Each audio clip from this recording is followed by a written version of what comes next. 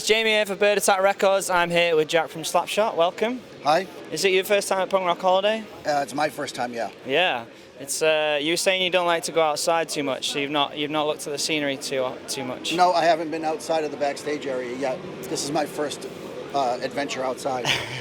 Is the next one going to be the walk to the stage? Exactly. Yeah. So as soon as I'm done with this, I'm going to go back inside. Yeah.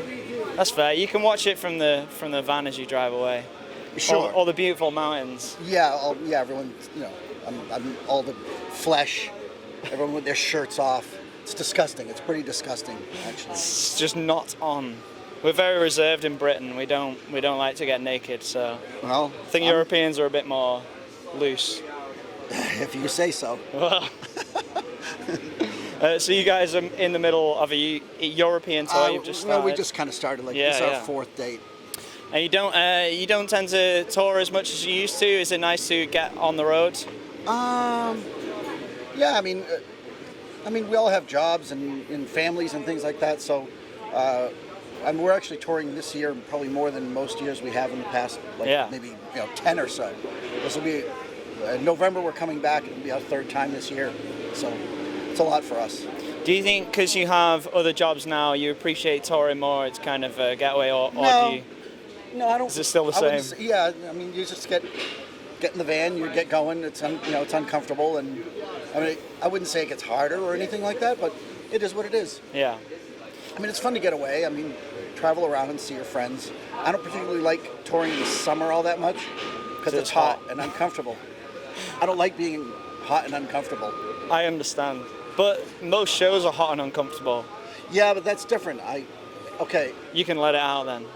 There are two times I don't mind being hot, playing a show or exercising. Oh yeah? But I expect to be hot and uncomfortable doing those. Yeah.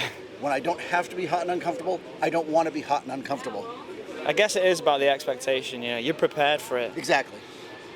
So, do you see, you had a reputation as a pretty ferocious performer, but especially back in the day. Do you still go as hard as you did back then? Do you find as you've got a bit older, you've slowed down, or do you still absolutely go hard? It's just, you flip the switch, and, it's always been a mix of performance with fury, I guess, but no, I haven't slowed down at all. Yeah? I'm just as angry and miserable as I ever was. Do you just feel it maybe more miserable and maybe less angry. Okay. How's that?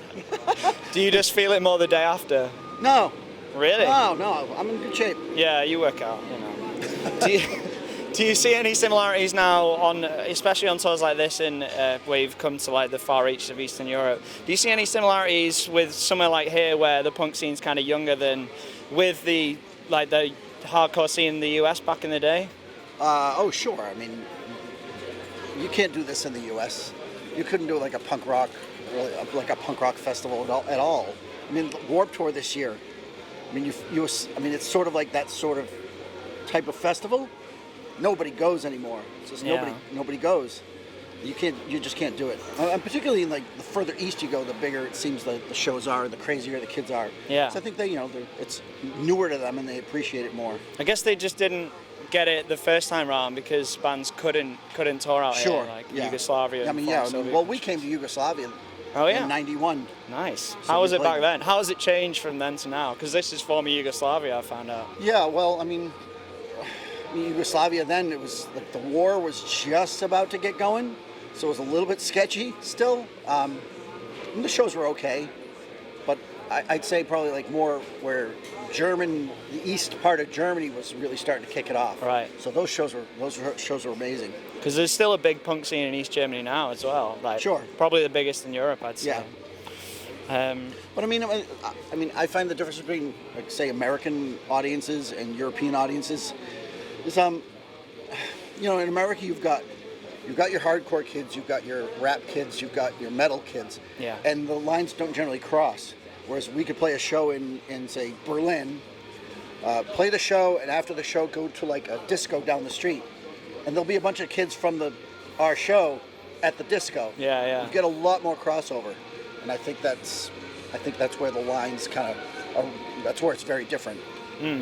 It's funny you brought up Warped Tour because I think there's a really interesting new wave of hardcore bands breaking through, especially in the US right now. There's Code Orange. I don't know if you've heard that album. Nope. So their last album, I Am King, was really, really great, but their new album, Forever's really been great. And there's another band called Knock Loose who were on Warped Tour this year. Okay. And they're on Pure Noise. Their last album came out last year. It was incredible. And it's funny because Warped Tour is now, I feel like that's trying to become more credible by getting these younger bands who've never played Warped Tour before. Yeah, but no one's going, so no one will ever see them.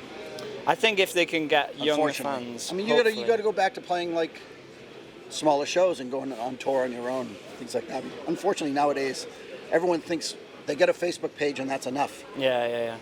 You know, they don't get on the road. They don't, kind of promote themselves as much as I think they should. Even with shows, a lot of the promoters these days, they don't get out there and put flyers out. They don't, go to other shows and get the word out. They think, getting a Facebook event is enough to promote shows, and it just isn't. Yeah. Do you keep up with the hardcore scene much now? Do you go to many shows? No.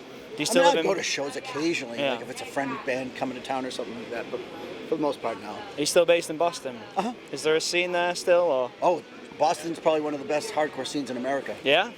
There's a great scene, great like punk scene. Maybe We've got not like a lot of, there's almost like 3 different scenes in Boston now. There's like the older crowd that would come to say like us, Colin of Arabia, then there's like Boston Strangler, Rival Mob, a lot of those bands. And then there's like a big, like a really young crowd that go to shows in Cambridge, like bands like Firewalker. It's a few girl-fronted bands. They're really great. People are really excited by them, so. Do you think that's good for them? Do you think that's a big difference from the scene back in the day? There weren't many females about back in the day. Do you think there's more now, or? Sure. Yeah. Sure.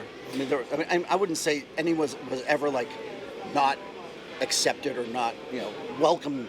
Whereas a lot of people try to say that it wasn't that way, but we're always saying, all the more power to you. Come on in. Yeah.